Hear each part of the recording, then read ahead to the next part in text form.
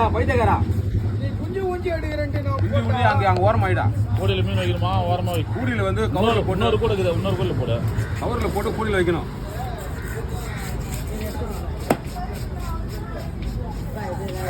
இதில் ஒரு நிமிஷம் இப்போ வர முடியாது. வீடியோ எடுத்துங்களா எடுத்துட்டு தான் வர முடியும். என்ன இருமா வரேன் ஒரு செகண்ட் இரு.